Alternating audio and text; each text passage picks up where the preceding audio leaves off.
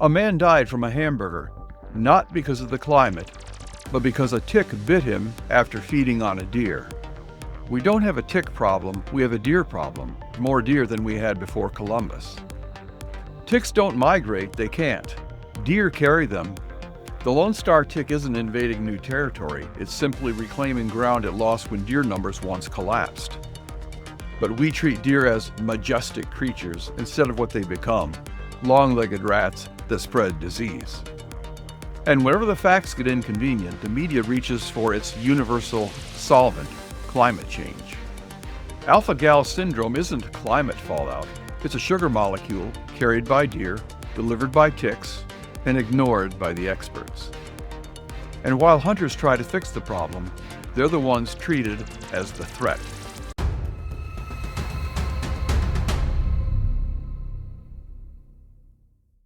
Doctors are confirming a first-of-its-kind death from a tick. A man dying because of a meat allergy he suffered after a tick bite. Researchers determined he had an allergy called alpha-gal syndrome, caused by the bite of the Lone Star tick.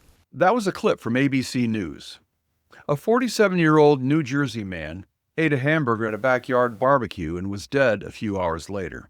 The official cause? Fatal anaphylaxis from a tick-borne reaction. He had actually suffered an earlier episode, GI distress, vomiting, diarrhea, a few hours after eating a steak on a camping trip a few weeks before. The condition is called alpha-gal syndrome, but the true headline is simple. A man died because a tick bit him. The tick came from a deer. And America is drowning, smothering in deer. But what are the news media telling us? Here's their favorite line. Wait for it. Tick populations in general have been on the rise. One factor, climate change, including milder winters. Right, climate change. Except it's not. Now this delayed allergic reaction, alpha-gal, is not venom, not a toxin, and not a climate artifact. It's simply an allergic reaction to sugar molecule found in most mammals, except primates. It's not in us. A tick feeds on a deer, picks it up, and later injects it into a human. And when the media used their favorite line, "That's the Lone Star tick spreading because of climate change," here's one thing they leave out. The Lone Star tick is a problem, but theoretically any tick, as well as other parasites, can transmit alpha-gal. And if that tick fed on a deer, raccoon, or cow, it can pass it along to a human. But a single evil species and a climate narrative sounds more dramatic, though biology doesn't really care about headlines. But the biggest lie is that the Lone Star tick is supposedly spreading by climate change. There's no proof that it is, and plenty of proof that it is not. Does the Lone Star tick expand its range? Yes. But not for the reasons you've been sold or told. Entomologists like Ilja Roshen at Rutgers and Anders Lindström in Sweden say that land management and deer are the main factors in the spread of the Lone Star tick. Ticks don't migrate. They don't roam the countryside checking Zillow listings. They have tiny legs and no wings, so they ride. And their preferred Uber driver is the white-tailed deer. Deer are the transportation system of the tick world, and where deer go, ticks go. And let's just pause for a moment to say, please ask a friend to listen to the 10th Man.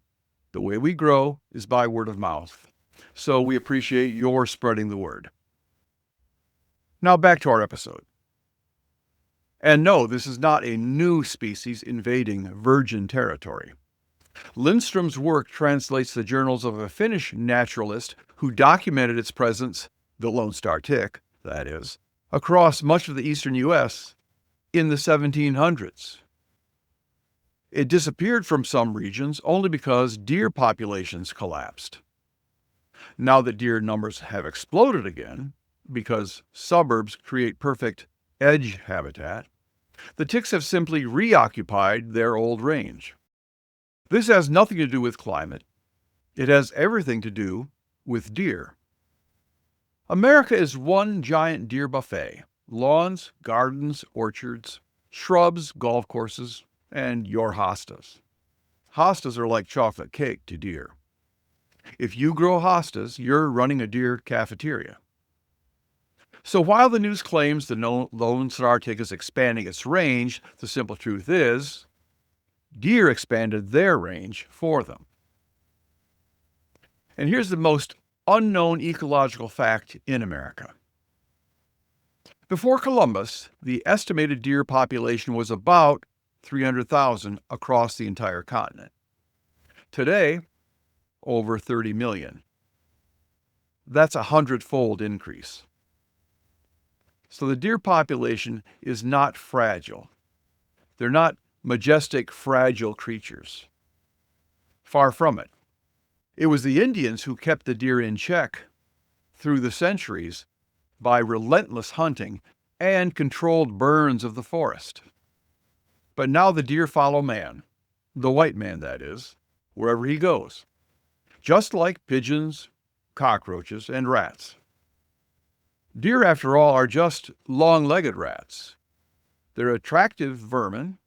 I guess we consider them attractive, but they're vermin nevertheless. Just like the Black Death was spread by fleas on rats, other parasites on another mammal, modern tick-borne diseases are spread by ticks on deer. Diseases you've never heard of, perhaps, like chronic wasting disease and bovine tuberculosis, and diseases you probably have heard of, like Lyme disease and now alpha-gal. They're all spread by deer. But because Disney draws eyelashes on them, people treat them like magical woodland creatures. Liberals in the media, especially. People who are supposedly animal lovers are actually the greatest danger to the environment. They've been wrecking ecosystems for over a century. Take the starlings. They're the black iridescent birds you see everywhere. They're great for kids with BB guns because you're allowed to shoot them any time of the year. That's what the phrase "no closed season" means. And we have 200 million of them, all descended from 100 birds released in Central Park in 1890 by a group of literary romantics who wanted America to have every bird mentioned in Shakespeare's works. Not scientists, not biologists or conservationists, just Victorian bird lovers. And now these aggressive invaders displace our native cavity nesters like the eastern bluebird and many species of woodpecker. The mute swan, same story.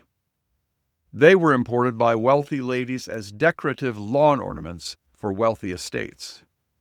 They escaped or were deliberately released, and now they outcompete native trumpeter and tundra swans. These birds tear up submerged vegetation, and they run off ducks and geese, but you're not allowed to do anything about them because liberal women think they're pretty and have passed laws actually protecting this invasive species. Canada geese? Another mess.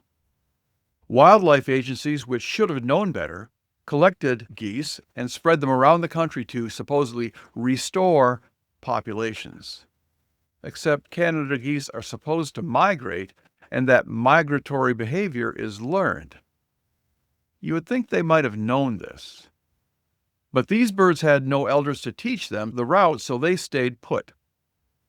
And now we have permanent year-round resident goose populations exploding across suburbs, golf courses, office parks, and city lakes all across the United States, the entire United States, and parts of Mexico and Canada. So these are invasive birds by any rational ecological definition, even though they're technically native. A new invasive nuisance population created entirely by man and now protected by animal lovers.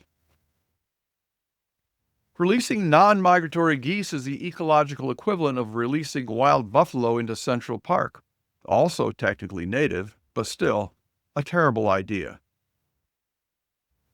Do you know how easily we could eradicate the goose problem?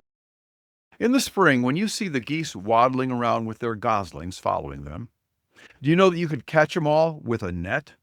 Once a year, while they're caring for their young, who are too young to fly, God has wisely provided that that's the right time for the geese, the adult geese, to molt, to lose their flight feathers and grow new ones, and as a result, they can't fly either. So you could just catch all the geese on the golf course by throwing a net over them. And you could give those geese to every person on SNAP or food stamps to eat for dinner, and you could eliminate two problems. You'd get rid of the geese and the SNAP problem because the people on food stamps are too lazy to kill, pluck, dress, and cook a goose to eat. These people only like to eat hot pockets. And this isn't a new idea. People have tried the goose roundup and food giveaway before. But of course, all the liberal ladies came out and protested. When the choice becomes harvest the geese versus feed highly processed food to the poor, the Nestle and Frito-Lay companies win out. Then you've got Burmese pythons in the Everglades, pet snakes released by exotic animal enthusiasts. More animal lovers, releasing snakes that are responsible for the disappearance of all the small mammals in the Everglades, not to mention a fair amount of deer. There are so many Burmese pythons that now they host python roundups.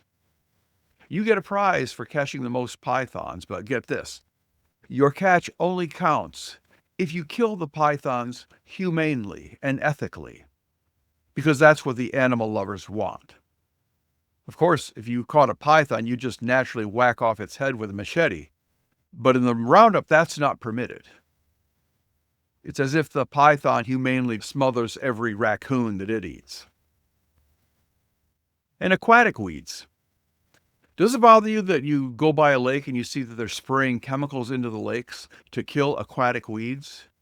As if, like, they're interfering with nature? Well, the weeds are the interference with nature, because these too are invasives. Every aquatic plant choking our lakes comes from tropical fish hobbyists who got tired of their toy animals and dumped them out into the wild, setting them free. Why are we so permissive of this behavior? You know, the police conducting drills at a school recently, they accidentally left behind an empty, spent pistol shell, and the school was shut down. People went nuts when a child found this. An empty brass casing not only is harmless, but cannot be made dangerous by any act of man, and yet the school is shut down in a frenzy. Meanwhile, people routinely dump their biological garbage into our environment, creating eternal problems, and we just sit back and take it. Animal lovers did this. Animal lovers did all of this. Oh, and not just in America. Italy, to give just one example, is even now being overrun by American gray squirrels, released by sentimentalists who thought they looked cute. And now the native squirrels are being pushed out. And when other people come to try and fix these messes, wildlife managers, farmers, airport officials, hunters, they get scolded by people who think nature is just a Disney movie. And now we're seeing the same thing with ticks and deer. Don't cull the herds. Don't let the hunters bait the deer. Protect the majestic animals. America doesn't have an invasive species crisis so much as it has a people who think nature is just cute crisis. And the reporters are especially lost. Anytime they get a complicated story, they just pull the fire alarm and shout climate change as the universal explanation. But alpha-gal syndrome follows a simple pattern that has nothing to do with climate. The correct headline should have been, "Deer overpopulation drives tick-borne meat allergy, 1 dead." So far, and as far as we know. But of course, that doesn't get clicks. Nature controls deer in only three ways: predation, habitat limits, and human harvest or hunting. Now, predation, the predators are rare. There are a few mountain lions or wolves in the Northeast. They're not going to budge the needle. Habitat. Now, habitat is plentiful. In fact, the habitat is too good. And that's important because the only real threat to any animal population is habitat loss. Predation can control it. The only thing that wipes it out is habitat loss. Like when they talk about Arctic ice and the polar bears, they at least have the right idea because ice is habitat, and loss of habitat can threaten the species. But not hunting. It is impossible to eliminate a species through regulated sports hunting because you have to have the animals in order to have the sports hunting. And yet without predation, the only remaining mechanism is hunting. But we cripple that with regulations. Take baiting, for example, spreading feed to attract animals into range. An apple tree drops apples, and deer will come. Oak trees drop acorns, and the deer will come. And hunters take note of this. They pattern deer movements this way. And in some areas, you're allowed to apply supplemental feed, bait, apples, carrots, or corn, and spread it thinly in the woods. But the politicians all want to ban it. That means that if apples fall naturally on the ground, that's fine. But if you should pick them up and move them, you're breaking the law. Hunters are punished so energetically that if you accidentally hunt within 100 feet of where someone else has scattered grain, you'll be ticketed and fined. Meanwhile, suburban homeowners dump full buckets of corn into troughs so a dozen deer can shove their germ-covered noses into the same slop. That's how you spread diseases like bovine tuberculosis, chronic wasting disease, parasites, and deer ticks. Hunters get fined. Suburban feeders get Instagram photos. Deer herds grow larger in the wrong places, and diseases spread. If they really cared about public health, they'd encourage baiting because it helps hunters remove more deer more efficiently. Actually, in my own state, the wildlife agency in charge, the DNR, wants to allow baiting again. But the Democrat legislature prohibits it. The Democrat experts in the legislature. Now, how does that benefit anyone? Well, there's another control. There are crop damage permits. Farmers can legally kill deer destroying crops if they get a permit. But if natural forces controlled deer populations, those permits wouldn't exist. Deer only leave the woods because the herd is so inflated that their natural food source doesn't sustain them. Now, is that humane? Crop damage permits are silent proof that conservation policies are failing. And if that doesn't convince you, look at sandhill cranes. These birds, which were never seen years ago, are abundant in Michigan. Fine, there's no reason to wipe them out, but they're everywhere. They've lost all fear of humans, a phenomenon called the ecology of fear, which describes how animals alter their behavior based on perceived risk. Now, sandhill cranes are delicious. They're called the ribeye of the sky. They're a game bird by any logical definition, but in Michigan, Nebraska, and in parts of other states, they're not classified as a game bird. You can hunt them in some states, but others, they think they're just too pretty.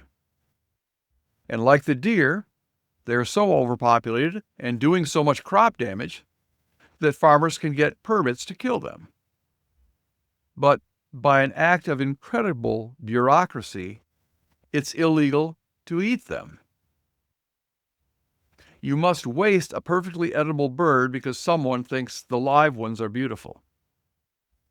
That's not conservation. That isn't science. That's some kind of perverted emotion. And it's immoral. On November 15th, Michigan's firearm deer season opens. For 14 days, ordinary citizens will be able to do what government agencies refuse to do: try to reduce a deer population responsible for spreading ticks, disease, property destruction, and hundreds of fatal car-deer collisions each year. Yes, hundreds of Americans die every year hitting deer with their cars. Hunters are the unpaid public health workforce, but instead of getting thanked, they get hassled by overeager conservation officers over paperwork, by legislators banning baiting because of optics, and by communities outlawing hunting because it upsets the kids. If you live in the suburbs, you should be encouraging bow hunting. You should be sending your son into his tree fort with a bow and arrow. With the ecology of fear, he wouldn't even need to shoot a deer every year. They'd just learn to stay away. But here's what happens instead. About 20 years ago, one park in the Detroit area had so many deer they publicly asked hunters to come cull them.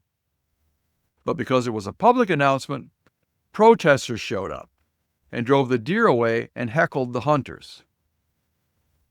It's like calling volunteer firefighters, then having activists chase them away while the building burns because they think bonfires are pretty. Well, the county government still does the same thing today, except they have to quietly hire paid professional sharpshooters. And it's harder to protest because they don't announce it. And the sharpshooters could do things like using night vision, which the hunters cannot. And the same liberals who do show up to protest are too ignorant to connect the deer with ticks, disease, and the high cost of health care and car insurance. Because ticks are not political. Deer don't care, and nature doesn't care. This poor man in New Jersey, he didn't die because the climate warmed a degree. He died because we subsidize deer overpopulation. We politicize hunting. We romanticize wildlife, and we ignore biology. No one has to hate deer. Every creature has its place in nature, even the pigeon and the rat. But all nature should be enjoyed in its place. We need to start treating deer like we do the rest of nature, not as lawn ornaments, but as the attractive yet dirty vectors of disease that they truly are. Thank you for listening.